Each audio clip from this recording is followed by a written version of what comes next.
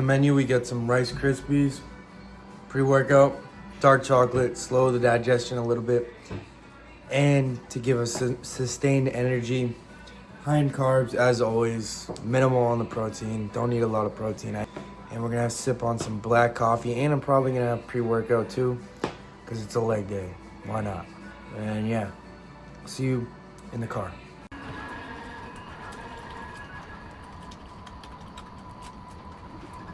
All right, so we at the gym. We're about to hit legs, about to PR and everything. First exercise is a seated hamstring curl. Even though it's a quad-focused leg day, I always start with hamstrings. It's a weak point, and it's gonna warm up my knees, be minimally fatiguing, and I want to get my hamstrings a good stimulus. If I save them to the end, I probably wouldn't be recruiting as much motor units as I would be if I just started with it. That's why I start with it. It's not gonna fatigue my squatting movements. But anyways, yeah, quads today. I hit legs twice per week, so should you. Nobody wants small legs. If you already have big legs, just continue to grow them, because you can't have big enough legs. So hit your leg days, don't skip them, be consistent, go hard, do accessories before your squatting patterns. And yeah, I'm gonna see you in the workout. All right, first exercise is a seated leg curl, as mentioned. This is my first time using this machine. This is brand new to the gym, but it's way better than the other one that they had. The other one that they had was terrible, but I maxed the stack here. I worked up to a top set of 6, I believe, and then I did a back off set of 7. Yeah. So I maxed the stack here. First time doing this exercise, so I'm not going to be fully strong at it. But them neurological adaptations are going to hit different next week, because I'm probably going to gym pin it, because it's kind of light, this stack. But yeah, that works out good anyways. I get to look cooler by gym pinning it, so boosts my ego too a little bit. But you see me going through the full range of motion. Slow on the way up, of course. Pause in the stretch. And yeah, that was that. Next exercise is a leg extension. You see me putting this daisy chain, it's called. I'm using it as like a seatbelt. If you're not seatbelting into the leg extension, you probably should. It's going to just help allow you to push harder on the sets. And I also use straps. Like, if you're not using it, at the very least, straps on leg extensions, you're just not simply going to be as strong and recruit as much motor units in the quads. You're just going to not be as stable. So use straps at the very least, but if you want to have more stability, put a seatbelt like me, because it's just going to help you to be stronger on the movement. Worked up to a top set here of 4. Only got 4 reps. I usually like to get anywhere from 5 to 8, but 4 is fine. I'll probably keep this weight for next week and then just try to build it up to a set of 7. This is the max stack, so I'll probably, depending on how I feel, I might even go up in weight next week and just get more reps, more than likely. So yeah, I'll probably gym pin it next week. Next exercise is the inner abductor. I don't even know what the name is, but always do this on both leg days. Like, if you're not doing these, this is really what put on a lot of size to my legs. It's just going to add that thickness, especially in that inner portion. Your legs can't look big enough. I mean, everyone needs to grow your legs. And for me, growing my legs is always pretty hard, but utilizing this exercise made a huge difference.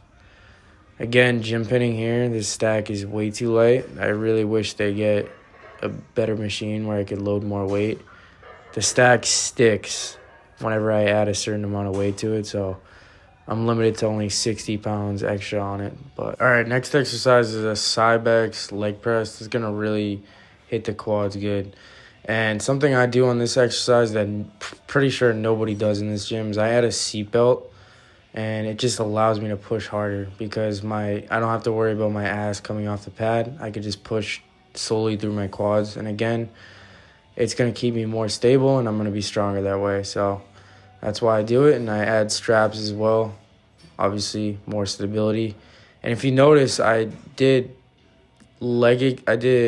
seated leg curl, leg extensions, and then I add the inner abduction machine right after leg extensions.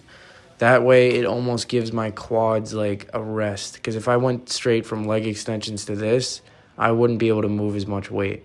So I did leg extensions, then the inner thing to give my quads a break and for them to be more fresh for this exercise.